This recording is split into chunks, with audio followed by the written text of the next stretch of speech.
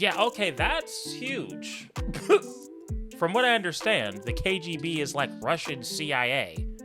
He goes over to their country, gets groomed by them, comes back, and immediately runs for president. It's true. Would this set any alarm bells off? And not one of them said yes. That is my issue with you guys. We can't even do hypotheticals. I've heard this for a minute now, but I've never really seen a video on it, so let's see what these people have to say. Let me show you guys the source. Kyiv Independent. U.S. author explains Donald Trump's Russian KGB connections. Ew. I don't know how legit they are, but this video seemed okay. I mean, people are shocked today that Trump is betraying Ukraine. He doesn't have a real ideology. It's about him, what's good for him. And he's been in bed with the Russians for a long time. I don't see that changing at all as long as he's president. So a lot of the talk around Trump being an asset, a Russian asset, some of it gets dismissed as, conspiracy theories, and it's all circumstantial evidence. What do you guys think, like, the likelihood of him being a Russian asset is? 1 through 10. What do you think? Actually, just yes or no. Yes or no. 1 through 10 is confusing. I don't know why I said that. Damn. Yeah, Trump. Okay, so we got 8, 3. I'm just going to put the 3 as a no. 10, 10, 0. Neo says no. Shocker. Neo. Yes, yes, no. Yes, yes, yes, no. He absolutely is. No, yes, yes, no. Useful idiot. No. More than likely. No, but the effect is the same. Y'all mad about the suit bullying? Fucking weedy. No, you just said retard. Nice. And no idea. All right, well. I feel like that was about half. Or like 70 or like 65% yes. That's what it felt like. I haven't done the math. What would you say to those accusations? Well, and it's all circumstantial evidence. What would you say to those accusations? Well, first of all, I want to distinguish between an asset and an agent. And an agent is someone who knows he has signed on with the KGB. He can be given specific tasks. He's actually paid by them. That's not the way it works with an asset. The KGB made a point of cultivating powerful businessmen. I'm thinking of Armand Hammer, who goes back to the days of Vladimir Lenin and Joseph Stalin. And he was an enormously wealthy American oil man who was very much an asset. And he was sort of aging out when the KGB... How's sound? Are we good? ...began cultivating Trump. You can say it is circumstantial, but there are an awful lot of circumstances. I've written 2 books about it. There's one point after another. It's backed up by a lot of documentation. And we have on the record interviews with Yuri Shvets, who was in Washington Station with the KGB, recruiting American assets for the KGB back in the 80s when his colleagues at New York Station were cultivating Donald Trump.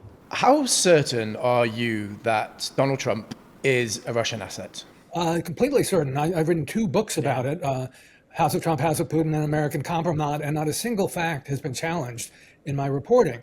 And, it really goes back to 1980, and I take it step by step in each book, and each of those books has roughly 1,000 footnotes. Please say some of the things in the book. We're not gonna go and read your book. So, like, give me the points.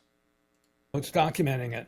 But you go back to 1980 when Donald Trump was really just starting out and had what was really his first successful real estate venture. He's had a lot of failures. This one was actually a success when he developed the Grand Hyatt Hotel right near Grand Central Station here in New York. And he needed, like every big hotel, he needed lots of TV sets. And he ended up buying them from the Joy Ludd Electronics Store, which was a front for the KGB. And I got that information from a former agent with the KGB, Yuri Shvets. And it really all started from that. They were seeking, they sent out a spotter agent, that is someone who's trying to recruit talent for someone who can help the KGB later on. And they came to Donald Trump. And that set off a series of meetings and events which led to Trump first visit in Moscow in 1987. Now, I know that these events span decades, obviously. You're talking about the 80s, we're in 2025 now. If you had to pick three things that were the biggest pieces of evidence. Thank you, because that was kind of confusing to me, I'm not going to lie. So he, like, bought TV sets? I'm like, okay, that didn't really... That was a front for the... What does that mean? That Donald Trump is a Russian asset. What would you choose? So in 1984, a man named David Bogatin came to Trump Tower, which is a crown jewel in Trump's built among Trump's buildings, and he put down $6 million on the table and bought 5 condos. What was interesting about that was, according to FBI files, Bogatin was a member of the Russian mafia. And this was the first of many such people who were affiliated with the Russian mafia. I found a total of 13 people who either owned or lived in Trump Tower or other Trump buildings, or owned condos in other ones. So Trump was really hosting the Russian mafia for many years before he even ran for president. I mean, like, if I own a shit ton of... It depends on how many condos he owned, right? Like, if I own fucking 50,000 condos and there's, like, some Russian people and, like... I feel like that, you can't really connect that to me, but I mean, all right. I would need to know more about that. So that one didn't really hit for me. What about you guys? That didn't do a lot for me. That's one event. Another was, as I said, in 1980, when he went to Moscow in 1987. This was a visit that was set up by the KGB, according to you. Okay, that's fucking crazy. Now that one hits. Fitz, who was in the KGB. And when Trump got there, he was sort of groomed by the KGB. He came back, and a lot of people have forgotten this, but he made a brief abortive run for president in 1988. And among... He did? Yeah, okay, that's huge. From what I understand, the KGB is like Russian CIA. He goes over to their country, gets groomed by them, comes back, and immediately runs for president. If that is true, to the people that put zeros, that's not ringing any fucking bells in your head? Because all you niggas are conspiracy theorists anyway. Neo, nothing? That's not doing it, like, that's not weird to you at all? That's just no alarms. I'm not saying definite, but that's not like, oh, that should be looked into. You're good with that? He ran in I did not know that.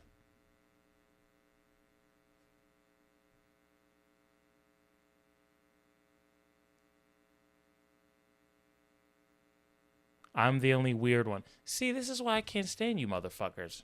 You can't answer a direct question to save your fucking lives. Okay, at least Weedy said something. Means nothing. Oh, wait, no, I think he's back to the last point. Other things, he took out a full-page ad in the New York Times that was, and among other things, he took out a full-page ad in the New York Times that was assailing America's alliance with NATO. I mean, people are shocked today that Trump is betraying Ukraine. He's betraying Europe. He's siding with Putin instead of that. Well, he did it as early as 1987 when he was starting to run for the presidency in 1988.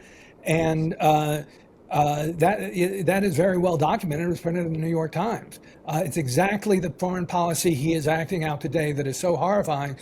In that, I mean, this is the end of NATO. It's the end of the Western alliance.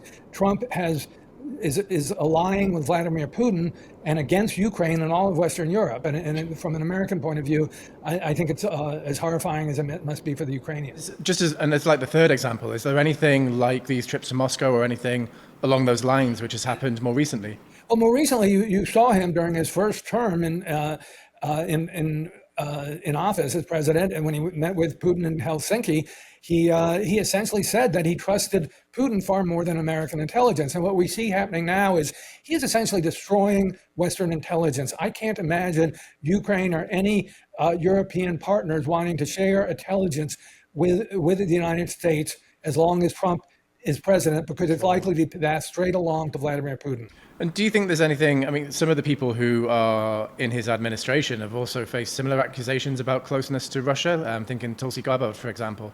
Do you think that there is something behind that as well, or does Donald Trump just think she'd make a really good director of national intelligence? I'm certain there's something behind it. What Trump has done, he's wiping away the whole system of checks and balances. That is, Trump's cabinet appointees, and that would include Tulsi Gabbard, includes Kash Patel, who's the new head of the FBI. His new... Okay, Weedy.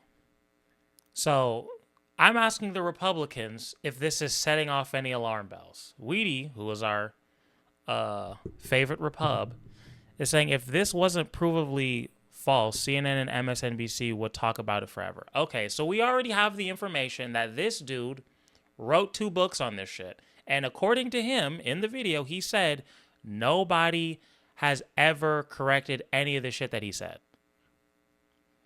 I don't fuck with CNN. I don't know why you Repubs, every time I talk about any crazy shit going on in your guys' circle, you always talk about fucking MSNBC. Like that's the only place people can get information from.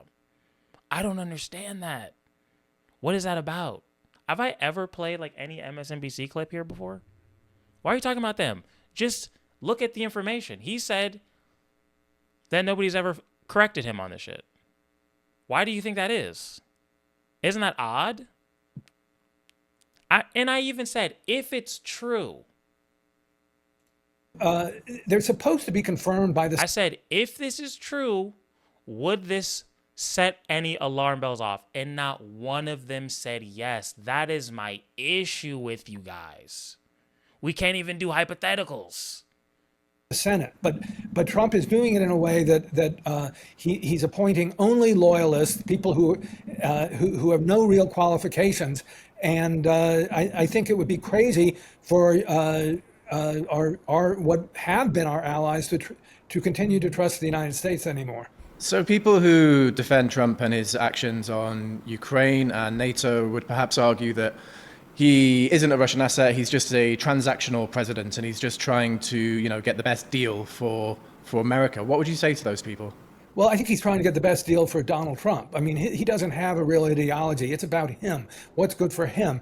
And he's been in... Yeah, if he had like some sort of proof that the KGB set that shit up, that would be great. Maybe it's in the book, but I mean, obviously he's not going to like show us any documentation in this video, but... yeah, this isn't looking good if this is real.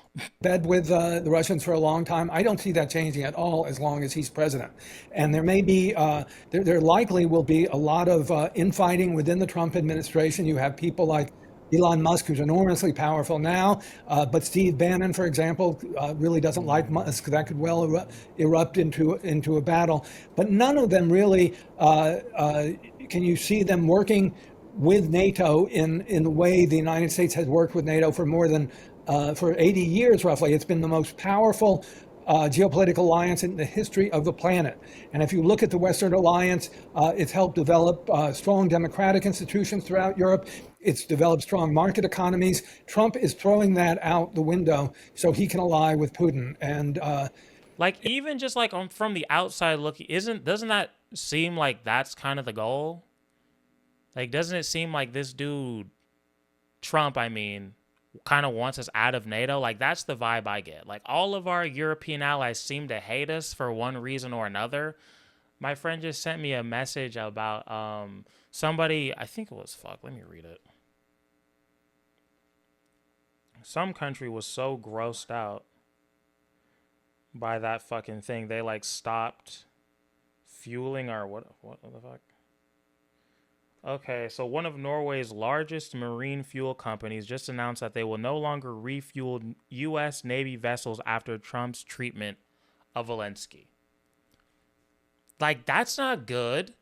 Like, we're a month in, and, like, we're already pissing them off to the point where they're not going to fuel our Navy ships, or, like, just because he wanted to publicly fucking humiliate. Like, why do you think it was live? I've never seen shit like that live before, especially where they get that aggressive with each other. Like, you don't think that was for a reason? It's really quite horrifying. And just last week, I'm not sure if you're aware of this or not, but there was a Facebook post from somebody who professes to be part of the KGB in Kazakhstan We're cooked. It's not looking good. during the 1980s. And he was also saying that Trump was recruited during the 1980s. Did you see that? Yes, I'm aware of that post. I have not been able to corroborate it, and I would have questions whether, if I'm not mistaken, he was talking about the 6th directorate in the KGB. I'm not sure they were recruiting American assets, and the 1st directorate and the 2nd directorate. Oh, wait, Neo. So are you anti-Trump? I'm confused. I thought you were pro-Trump. Questions whether, if I'm not mistaken, he was talking about the 6th directorate in the KGB.